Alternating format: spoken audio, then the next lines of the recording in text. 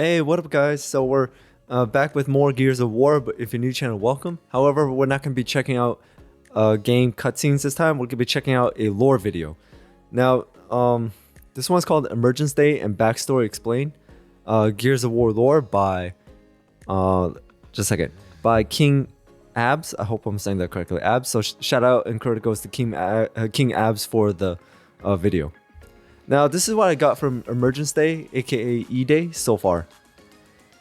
E-Day is the day where the locusts emerged out of the ground into the human world, but I think that they keep on calling Earth Sarah. And I did finish watching Gears of War 3 yesterday, and it gave a little bit more backstory into E-Day. And I decided to watch this video now because it covered a lot about E-Day and the locusts, and also a little bit about the Lambit. Excuse me, I got allergies. So, Marcus Phoenix's father, who is some sort of scientist or researcher, knew about E-Day already. And because of emulsion, I guess the locusts couldn't stay underground. But the thing is, they tried like diplomacy, where they try to keep the locusts underground, but instead they refused. So that's why they emerged out of the ground and try to take over the earth. But then, you know, Hammer of Dawn strikes by the humans scorched the surface of many cities and many parts of the earth, which led to what it is in the game. So that's all I know about Emergence Day. And let's see what else I don't know, and let's see what King Abs has to say in his video. So without anything else, let's jump right into it. The most well-known event in the Gears of War universe to the humans of Sarah was a dark day. It was the beginning of humanity's supposed doom, Emergence Day. It was the emergence of a new war-torn world, with over a quarter of the total human population dying on the very first day. So I'm your host Abs, and in this video I'll be explaining the lore and backstory behind Gears of War's Emergence Day, the event that started it all for this franchise. So drop a like for the humans of Sarah, and if you do enjoy the video, consider subscribing for more juicy lore videos. Now then, Emergence Day. So Emergence Day was also known as E-Day, so I'll also be referring to it as E-Day throughout the video. E-Day was a swift, full-scale, coordinated, and unprecedented planet-wide assault on the surface of Sarah, initiated by the Locust Horde. So Earth the is Locust emerged and deployed in nearly every single major human city on the surface of Sarah, attacking and killing humans, regardless of race, age, or gender. There were massive casualties everywhere the Locust arrived. The Locust Horde were not only a force of nature, they were more stronger and aggressive than humans, and they had an army of war beasts at their disposal. Their attacks and dominance were of textbook military invasion, so they were far from mindless beasts. In fact, many high-ranking leaders of the Locust Horde were considered to be geniuses in terms of military strategy, easily disposing of organized cog resistance. Yeah, in the days before the Locust emergence, an epidemic of earthquakes and tremors were reported across Sarah, puzzling scientists and journalists. After the first emergence, initial reports by the press and news media attested that grey monsters were emerging from the underground and slaughtering civilians, as told by surviving witnesses. In the early hours of Emergence Day, many believed that this was an elaborate hoax or promotion for a new sci-fi film. Others, who took the threat more seriously, initially believed that the Pendulum Wars had started again, or that the Grazni were attacking, until Chairman Thomas Dalyell made an announcement that a new and foreign enemy was attacking the surface from the Hollow, which was an underground tunnel network beneath the surface of Sarah. One of the first cities to have reports of an unknown enemy attacking was Janamont, where the death toll would reach over 100,000.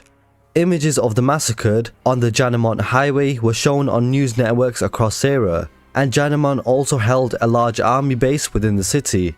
The battle was personally led by the Locust General Ram and Cantor Scourge of the Locust Horde. After the eradication of the Janamont base, the Locust forces moved into the city and began slaughtering civilians. Among other major cities attacked was the capital city of Ephyra. However, a natural bedrock of granite, the Jacinto Plateau, spared many cities in Tyrus from the scourge of the Locust Horde, namely Jacinto City, while Ephyra was attacked due to natural fissures in the bedrock, as well as a subway and sewage tunnels offering access to the city. The COG managed to fill access points with gas and cement, and was successful in blocking the Locust out of Ephyra, as well as other cities on the plateau. Other locations on Sera were spared due to natural defences as well. Islands such as the South Islands, the Lesser Islands chain including Vectus and Azora, were spared due to trenches and difficulty digging under the oceans. As for the mainland, all major cities outside the Jacinto Plateau were attacked and destroyed by the Locust Horde. The Republic of Garaznia, which was the only UIR country to not surrender, fell on Emergence Day to General Khan with the aid of the Shibboleth. Other countries once belonging to the UIR, including Vaskar, had fell to the Locust Horde. But Emergence Day would eventually end and the Locust Horde would continue advancing across Sera, destroying everything and killing everyone in their path. Hey, Baird. Shortly after Emergence Day, a census across Sera revealed that billions, specifically 25% of the entire human race, was killed in the initial onslaught of the Locust Horde. Millions more were declared missing, with people either lost in the chaos, their corpses not found, or many being captured by the Locust Horde. The rumours of the missing since E-Day were ranged from the Locust eating humans to the Locusts taking prisoners. But in reality, the Locust did capture millions of humans. Many of the captured were used by the Locust scientist Ukon. Another major use was enslaving humans into labour camps. Humans were also used to feed the Locust creatures, such as the Bloodmounts. And due to the Locusts' hatred, the enslaved humans were put through various methods of torture, which was known as processing, which resulted in either lobotomy or death. Because of the horrors experienced in the aftermath of Emergence Day, the survivors believed those who were killed on E-Day were fortunate enough to not witness what Sera had become. And so the saying among the survivors on Sera was created: the lucky ones died on E-Day. Emergence Day was such a significant event in the history of mankind that the age-old calendar system was abolished in favour of a year-marking system that involved counting the years before and after Emergence Day to mark an event. So it was split into BE, meaning before emergence, and AE, meaning after emergence. The year of emergence was in the year 5992, but this was later designated as the year 0, with events before E-Day, 0 BE, and events after E-Day, known as 0 AE. Now let's look at the backstory behind Emergence Day and the events that led up to this horrific event in Sera's history. Now the Locust lived in the Hollow, ever since the Mount Kadar laboratory uprising where Queen Mira had led her children, the Locust, into the underground tunnel networks of Sera, the Hollow. They gained their independence, built their own civilization, repopulated their people, and used the Hollow creatures as transportation, equipment, and weapons. They began to thrive as a civilization until they encountered problems of their own, the Lambent. So let's cast our eyes to the year 7 BE, which is 7 years before Emergence Day. Members of the Locust Horde began becoming infected with lambency, which possessed and mutated the infected to kill or infect all living organisms around it. So the Lambent were a race of semi-sentient mutants made up of any living organism infected by emulsion. Lambency is caused by constant exposure to emulsion and has the ability to subvert and mutate its host, robbing them of their free will and transforming them into a mindless, heartless killing machine with no other goal but to spread the infection. But this was all caused by emulsion, a parasitic fungal organism that appeared as a naturally occurring, luminescent, highly volatile liquid. This was found in the Hollow on Sera, where the Locust had actually made their own civilization. But the humans commonly refined emulsion into a fuel source, and as we know, humans love to go to war over energy sources, and so it was the most sought after resource on the planet. The countries under the coalition of ordered governments that possessed an abundance of emulsion reserves soon found themselves at war with those nations who were not as fortunate, now under the political regime of the Union of Independent Republics. This was a conflict known as the Pendulum Wars, and the Pendulum Wars became a global conflict that would last for 79 years. with millions dead, 79 and the years. Pendulum Wars would end 6 weeks before Emergence Day. But 7 years before Emergence Day, underground in the Hollow, the Locust engaged in the Lambent War due to the epidemic of the Lambent. The war caused considerable casualties in the Locust, and they were losing territory in the Hollow to the Lambent. Meanwhile, on ground level, in 7 BE, the humans of Sera were still engaged in the Pendulum Wars, being 72 years into the war, with an end almost nowhere in sight. So, could Emergence Day have been prevented? Did the humans have previous knowledge of the Locust's existence prior to E-Day? Well, in 9 BE, so 9 years before Emergence Day, biologist Dr. Elaine Phoenix, who was actually the mother of Marcus Phoenix, was studying the mutations of rock shrews in the inner hollow when she discovered the Locust Horde. In her journal, she studied them and she planned to make an announcement on their existence. However, Dr. Phoenix was found by the Locust Horde and executed. However, 4 years later, in 5 BE, Professor Adam Phoenix, Dr. Phoenix's husband, followed the tracks of his late wife. Professor Phoenix met with Queen Mira, who revealed that her people were being killed or infected by the Lambent. Queen Mira expressed her plans to invade and colonize the surface in order to evade the Lambent. Professor Adam Phoenix promised to help aid in her research to cure lambency, to keep the Locust underground, and from committing genocide. However, Adam Phoenix was called on by the Coalition of Ordered Governments to prepare the Hammer of Dawn, which was an orbital laser beam weapon, a weapon of mass destruction, in order to end the Pendulum Wars against the Union of Independent Republics. Adam Phoenix also discovered that nearly all biological cures would fail against the Lambent mutagen, and other physical measures that would kill the Lambent would also harm the Locust Horde. Professor Phoenix was successful in completing the Hammer of Dawn and was used to end the war against the UIR, so most of Sera was celebrating the end of the war.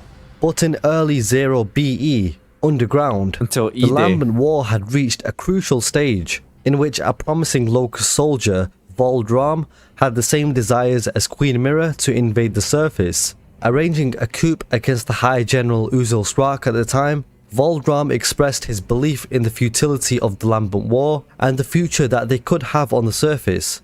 Queen Mira then promoted Voldram to Uzil, so he became her new general, and revealed that she as well had been planning the attack on the humans. So then Queen Mira and Uzil Ram then began to strategize their emergence. Queen Mira had ultimately lost faith in Professor Phoenix, more of her people were dying, and the Locust grew impatient. They were losing more outposts in the Hollow, and so she revisited her plans to launch her army onto the surface alongside her new general, General Ram. Their plan involved to strike against all major cities on Sera, especially capital cities and those with substantial military or industrial involvement. In order to secure occupation of the city, Seeders were used to ink the skies with Nemesis to create Krill storms, allowing the Krill to kill all humans in a city during the daylight. After eradicating all military and civilian presence, the Locust would be able to occupy a city and strip it for resources and weapons. Fueling the motives to destroy humanity came from Queen Mira's hatred of humans for imprisoning, experimenting, torturing the Locust, forcing them underground, and for the supposed murder of her infant daughter. She feared that humans would not accept the Locust and attempt to control or kill them if she revealed themselves. Her motives were also caused by humanity's failure to assist the Locust, as Queen Mira employed Professor Adam Phoenix to cure the lambency, but he was unable to produce one. She saw the Locust as a superior race, that the humans were inferior, and so that Sera should be claimed by the Locust Horde. The Locust War would begin, as the Locust emerged on E-Day with humanity's and Sera's fate on the line, in a war that would go on to last 17 years. So there you have it guys, there's Emergence Day in the Gears of War universe explained. So if you did enjoy this video, be sure to drop a like. Okay, so that explains a lot more about E-Day, but so he did mention that E-Day, I mean the Locust War lasted for 17 years, so I guess at the end of Gears of War 3, where Marcus did stab and kill Queen Mira, that marked the end of the Locust War. So that means starting Gears of War 4, it's going to be a new war or something else that's brand new. But either way, they did mention a few other things, because I do have a video about the Pendulum Wars. And man, dude, the Pendulum Wars was 79 years? That is crazy. Well, I mean, then again, there was the 100 Years War in our history. I think it was like England versus France. But 79 years over resources. I mean, typical. I mean, if you find like an abundant of very valuable resources or material, you would want control over that, so that way you have more advantage over other nations. Kind of like, you know, the oil fields in the Middle East, which led to the Gulf War and all that. But either way, this was a really great video, so shout out to King Abs for creating such a great video and also explaining it very well. So that's all I got for today. So thank you guys for watching. Hope you enjoyed the video about E-Day. I really did. It answered a few of my questions here and there, but however, I still need to dig in deeper into Gears of War universe so I can understand it a little bit better. And also, thank you for tuning in, and hit that notification bell so you know when I drop another video. And thank you so much for all you guys' support. Shout out to all my members, subscribers, and viewers. You guys are amazing. You guys are the reason why this channel keeps on going. Until then, I'll see you guys next time.